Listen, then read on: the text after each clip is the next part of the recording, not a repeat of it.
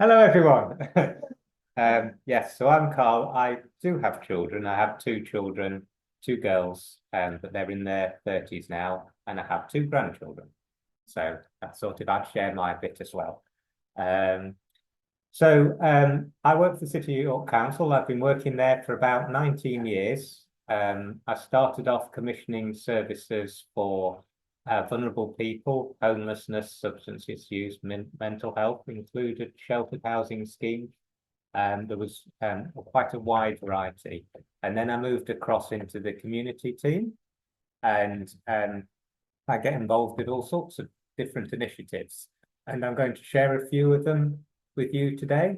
But once I've finished speaking, if there's particular topics you've got an interest in, if I am involved in those, because I do have my finger in quite a lot of pies, then I'm happy to talk about it. So I'll start off with Age Friendly York.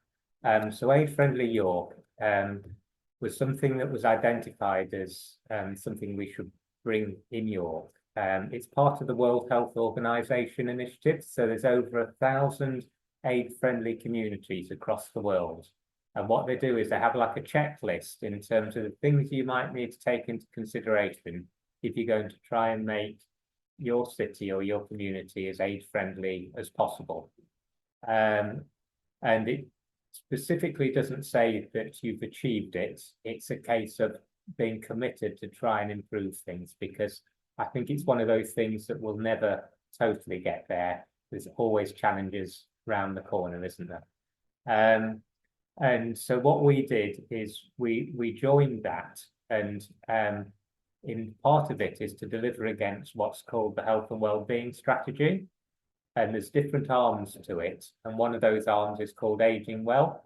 So we decided to use this World Health Organization tool as a method to try and deliver against that strategy. And so what we did is we looked at the action points, and they had them split in various domains, but they didn't quite work for York. So we Yorkified it. And an example was that in our transport plan, we have a bit like a pecking order. So we have like walking first, and things like cycling, and then things like using your own car, and public transport's higher up as well. And so we wanted to ensure that instead of having transport as a domain, a section to look at, that we would include walking as well, so we include all different ways of getting out and about. And we called that domain getting out and about. And so the other areas that we've got is YorInformation, YorHome, your service, and I've missed one, but I'll come back to it. I'm sure it'll come back to me. So, for example, with YorInformation, that's ensuring that older people can access information in the ways that they need to do so. So you'll be aware that we've been dealing with technology today, haven't we? That not everybody uses IT. So we need to ensure that there's different methods in which people can find the information they need when they need it. So we've got, I don't know if you've heard of local area coordinators, and they're represented across different parts of the city, and they provide an opportunity through a conversation to find what you're looking for. And if it's something around, say, for example, social engagement, they'll be able to understand what's available in your area and be able to point you in the right direction. So on Live Well York, we've got what we use that as, it's a website that's got lots of different community activities. It's got over 500 services on there, and it's got lots of information pages around things like adult social care, benefits. It's got things on housing and well-being issues as well. So it enables people to find information they want. And what you can do is you can put any of those pages, whether it's an information page or a community activity or a service, you can put it into somebody's personal booklet by clicking on a button on any of the pages. So you can then print that off. So it means we can provide that. So a local area coordinator could do that, a social worker could do that, family member could do that, a neighbour could do that, a friend. So it's a way of us keeping information up to date, but ensuring that actually we can provide it in printed format as well. So what we're going to do is we've just released a survey, an information survey, and I've provided some printed copies at the back, but there is an electronic version, which I'll send the link to Sue to put on her minutes. Being 100% selfish, if you do use the internet, I'd prefer you to do it that way, but if you don't, then a printed version is absolutely fine, because what I have to do is manually then put it in. So if I have 500 people that have responded in paper format, that's a lot of work for me. So I'm just being totally selfish. They've just been distributed to all the libraries. So there's we've got 16 libraries in York, so it helps to disperse it across the city. I've been on my bike delivering those today to the Explore libraries, to the central library, to be distributed across the 16. So please, if you have got 5 or 10 minutes, please do fill that in. So we've got YorHome. So this is the area I think that we've probably moved forward the least on. So since we've been running for about 4 years now, what we decided to do is we were going to do a refresh of where we're at. So we have an action plan of things that have been identified, and most of those have come from residents' comments. And I'll give you a couple of examples in a minute. And so what we need to do is say, right, well, what are the action points right for us now? Do we need to change the way that we focus on things? Like a conversation I was having while eating my sandwich was around bungalows and housing options, and the fact that bungalows can get developed and into larger properties, and therefore there's less smaller properties that are available. So what we have is, we mentioned YOPA already, York Older People Assembly. We work in very close partnership with them.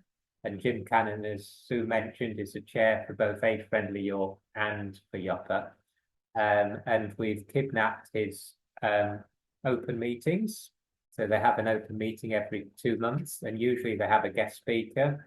On this occasion, it's going to be a workshop. So we've got 8 tables focusing on issues that are important to older people. So there's a telecare table, there's a falls prevention table, there's a housing options table, there's a housing development table, which some of these kind of planning permission discussions can come into that table, I'm sure. Accessing information table. So we've got 8 different tables. And what an interesting one is, there's a previous colleague of mine called Alice Walker, who's now doing a PhD in housing options. I think you know her too. Oh, she's spoken to AWOC. Oh, brilliant. Yeah, she's a lovely character. And she set up a group of residents in York looking at peer options in relation to housing options. So, for example, if you want to look at, say, for example, a sheltered housing scheme, or quite often they're called independent living schemes now, and you're thinking, oh, that might be something I might be interested in, I want to go and have a visit. Quite often you have to wait until, unfortunately, usually it's somebody that's died, so there's a vacant property to be able to actually look at. Now, would it not be better if there was residents within that sheltered scheme say, oh, come along and have a chat with me, I'll show you my flat and I'll introduce you to some of the other residents, and they can tell you what it's really like to live here. Wouldn't that be a far better experience? I've been in touch with somebody over the last 4 months who was looking at Home Share York as an option, but she said, before I do, I want to look at this sheltered housing scheme. She's still waiting now to be able to view it. So that we've got a table there to talk about peer support, as in an older resident of York supporting another older resident of York with their, what I call, lived experience. So that should be a really interesting table. So if you are free on Monday the 16th at 2 o'clock, then I'd love you to join us. You don't need to book in advance, you just turn up. Thank you, yes. At the Quaker Meeting House, Friegate and Friegate in the centre of town. So I've just briefly mentioned Home Share York. So Home Share York is matching usually an older person who's got a house and got a spare room with a younger person who may be struggling to find affordable accommodation.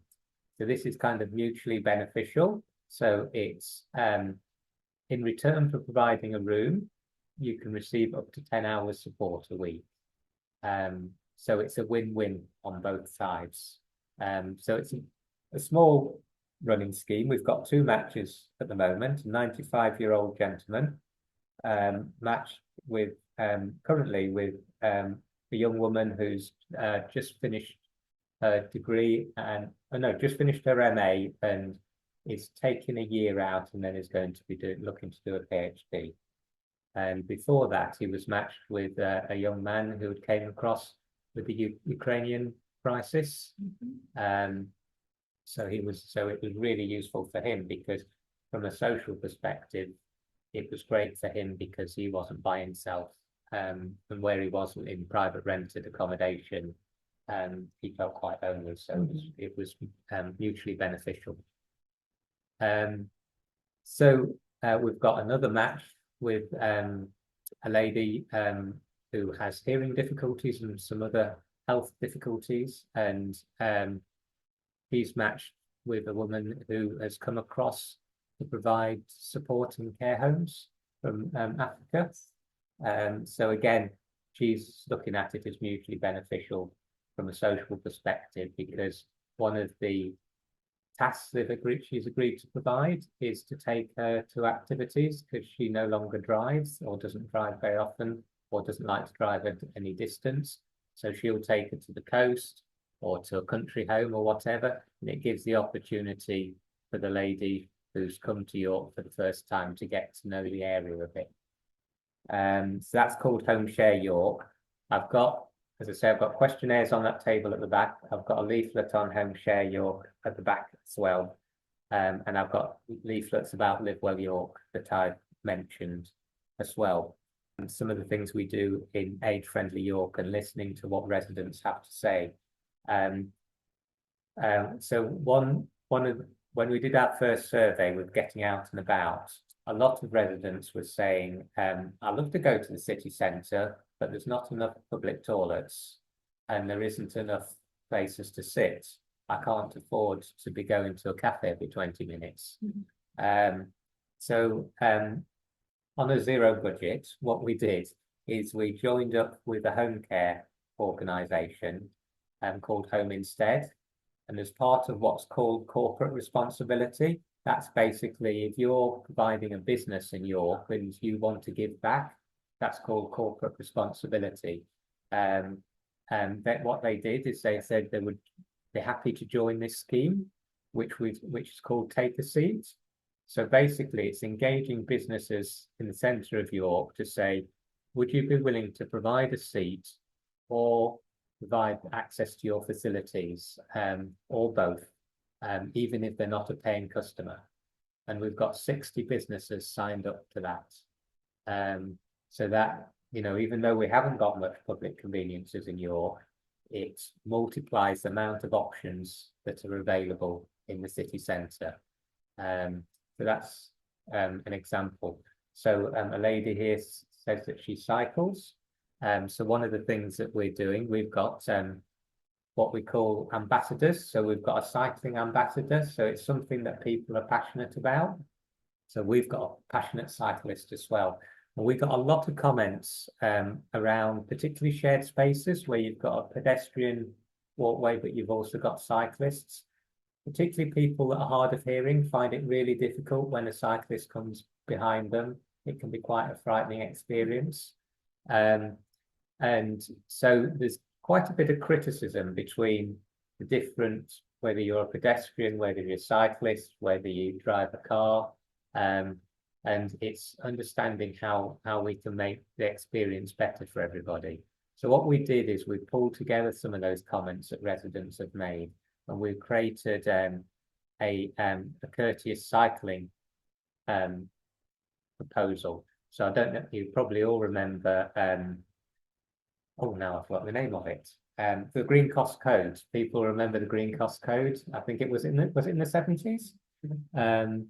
And that was a very effective scheme in terms of raising awareness. So it's a little bit similar to that, but it's from a cycling perspective, because 90% of cyclists are probably good cyclists, but it's a few that kind of really upset, particularly pedestrians.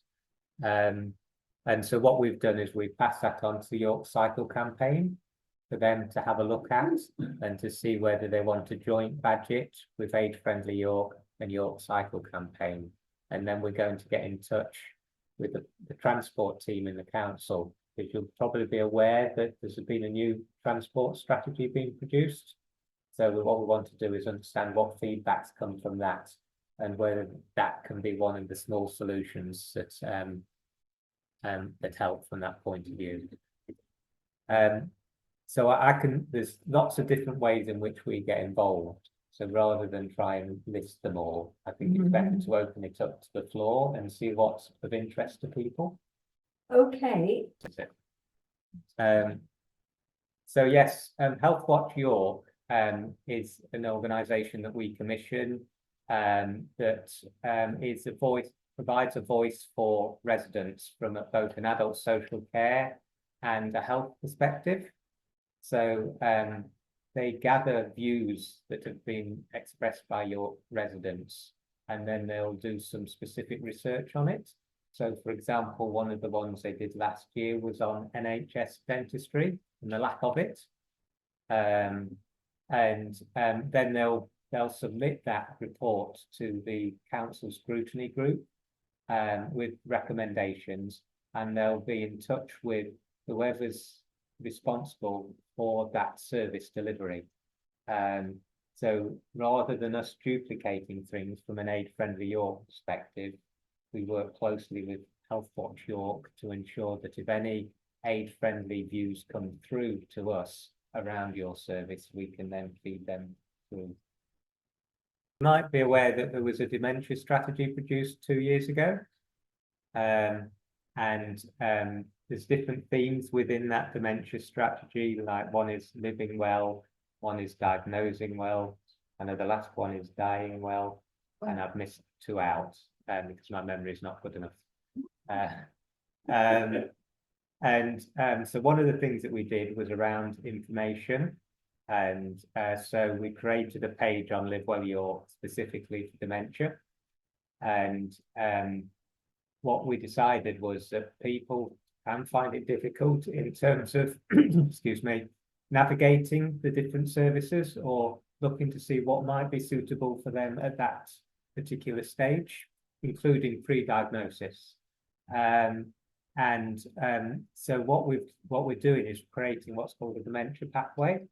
So we'll talk about these different stages, and people can click on the bits that are interesting where they're at, and then there's themes. And so we've gone around some various dementia groups to talk about what's important questions to you, or what were the important questions to you before diagnosis, for example. And so it enables people to then produce the results that are specific to them.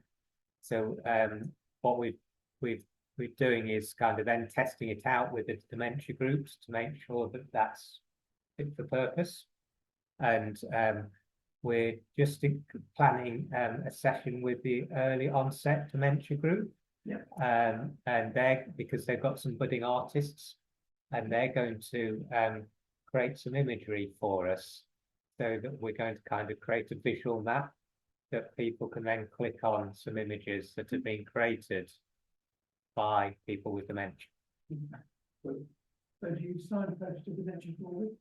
Yes, so we see Dementia Forward as our lead provider within York. Yes. Use it for many years, and I'm a trustee for Dementia Forward. Oh, excellent. Yes. Yeah. Yes, so we mention them on the information page and navigate to the different services that they offer as well. Yes. So what do you do about diversity, equality and inclusion? In respect to dementia, or generally. Anything health related? Well, from an inclusion perspective, I do a lot more around accessibility.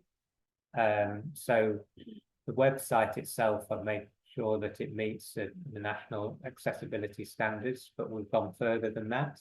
So, for example, there's a tool that you can click on the top line, which will then read out any page of Live Well York. So if you've got dyslexia or learning disability, or just struggle with written language, it might be that English isn't your first language, for example, then it can read it out loud for you, and you can actually translate it into virtually any language as well. Is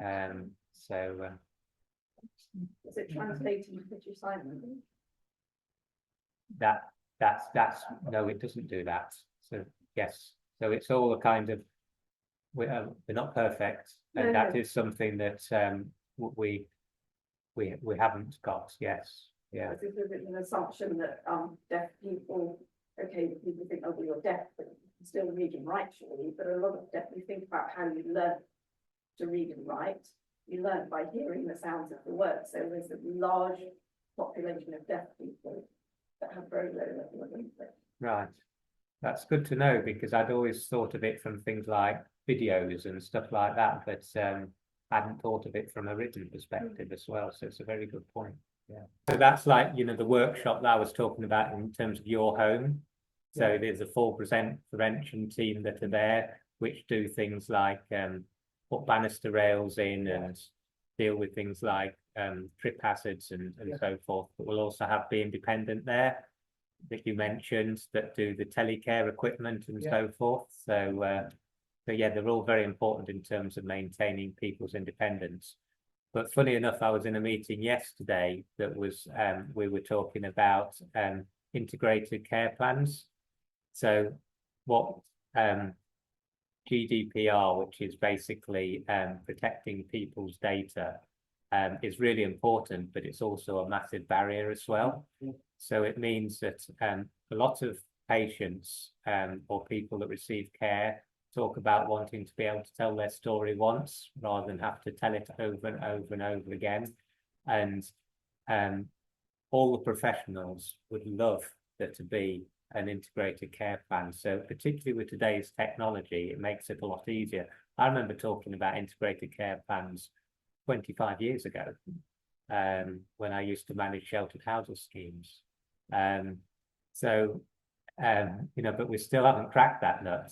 But it's that people are still passionate that is something that would make a huge difference, both to professionals and to the people receiving the care.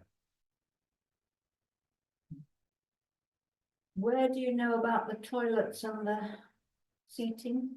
Oh, right, yes. So I'll send a link, and it's on the Home Instead website. But if you put "Take a Seat York," it will come up as well on a search engine. Yes, but some people haven't got search Yes, engine. and so we can provide a list to anybody that requests it. And in addition to that, there's a disc on the front window of that business to say that we're offering a seat, we're offering a seat and a toilet, or we're offering a toilet. So we've got 3 different stickers. And what is the key logo that we would recognise it? So can I send that to you? It says "Age Friendly York" on it. It's purple. Purple, right? Yeah, but I'll send you an image of it as Yeah. well. Yeah. Purple. I better write down the things I'm supposed to be sending you. That's, you know. So it's a circular disc and its place is within, where is it placed? Near the door, on the door? Where is it? So where do we look for that? Because I'm going to walk down the street now and look at every single jolly shop and see if they're up, you know, where am I looking? Well, it should be at the entrance. At the But entrance. every entrance Okay. is different, so I couldn't go as Yeah, far as to okay, say exactly right, where it would. right. That'd be up to the individual business where they put it. We did talk very recently about the idea of having mystery shoppers. Yes. So Yes. residents, I've residents, just got to go. I'm thinking, oh, I'm terribly, ailing and so on, and I really need to go. So theoretically, wasn't it that we should be able to go into any large store? Oh, you're saying that even these people are even letting you use their staff toilets? Is that what you're saying? Because you can go into any large store and they've got a toilet.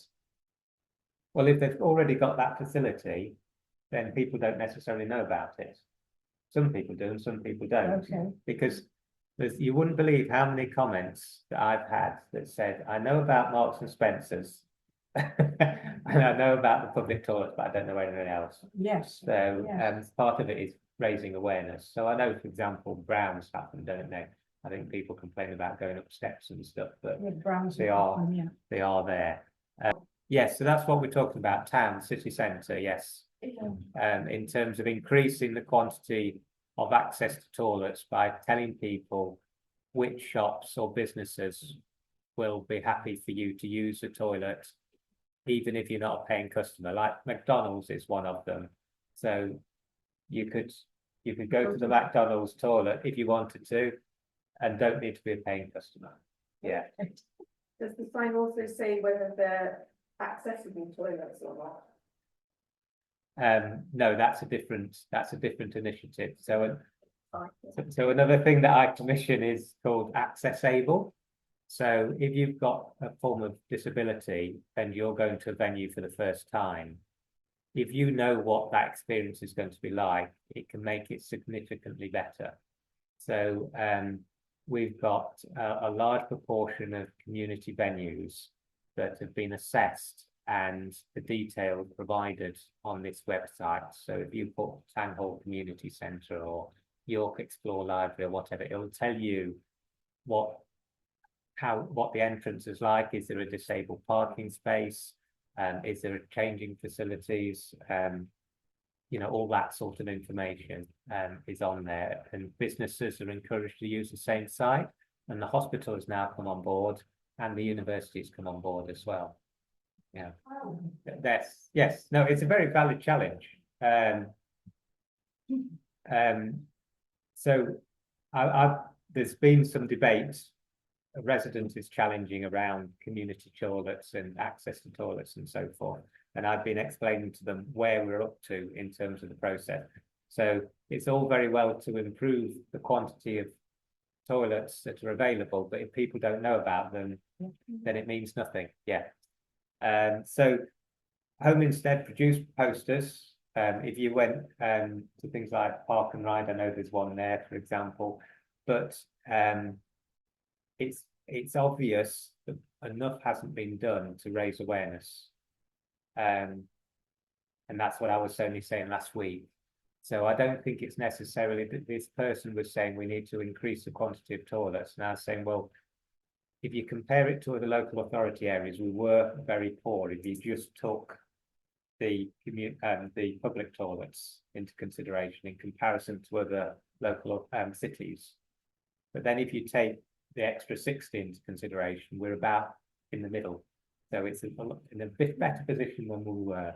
So I think the focus at this point, if we've got any energy, we've got any to focus on, is actually how can we raise the profile. But I think that's a general issue, and it's something I've been grappling at, and hopefully this information survey will help in terms of how people access information. Well, I've distributed 500 today to all 16 libraries. Yeah. Printed, yeah. And this is where residents are part of the solution. So that's why I'm really excited about this table at YorHome, where we've got peer support that Alice Walker's doing, because we've all got a collective interest in making the world better for everybody, haven't we? And if that involves a little bit of time, even if it's just a case of filling in that survey, that means a lot to us, because it means that we've got closer to where people are at and what's important for people. And I would really love to crack this nut about engaging with people that aren't engaging for one reason or another. It can be because they're just not in a position to do so. Because we've got a resident that's part of the Age Friendly York group, and she said, "You've talked to me, Carl, about all these different initiatives and stuff." So I went around my neighbours and asked them, "Have you heard of this? Have you heard of that? Have you heard of the other?" And they hadn't heard of any of them. And so I said, "Right." She said, "Right, I'm going to invite them to my house for a coffee. You can come along and we can have a conversation. And then I can engage with the people that aren't reaching stuff, because I think you guys here are probably better connected than the people that we were talking about. Because for one, you've heard of AWOC, so that's one of the options, isn't it? So it's reaching the people that don't have a natural tendency to open their eyes or read what's in front of them or whatever, and then therefore they're informed, so that when there is a problem or a difficulty, they know where to go. It's a problem I haven't solved. I'm being totally honest with you.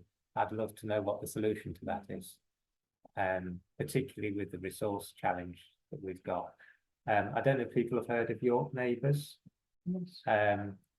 They one of the things that they did was, no, it wasn't York Neighbours. It was OK. It's an advocacy service for older people. And so what they did is they put a postcard through everybody's door. They just focused on a particular area, and they said, "If you want a conversation, put your postcard in the window. Otherwise, we're not cold calling. We're not going to knock on the door unless you put the postcard in the window. Or we'll be around at Tuesday at 2 o'clock or whatever." And so it meant that those people perhaps are housebound or don't go out very often or aren't aware of what's available to them, then can engage that with conversation on their doorstep. So I thought that was a cracking idea. Yeah. That's a great idea. I have to tell you now, 5 minutes late for Oh. your next meeting. Any other last final things before I turn Carl off? I do have an on and off switch. But there's also Saying that I'm all the way from Ripon, and Yeah. I thought it would be extremely boring. And actually, it's been brilliant, and thank you very much. Oh, that's very sweet of you. Thanks.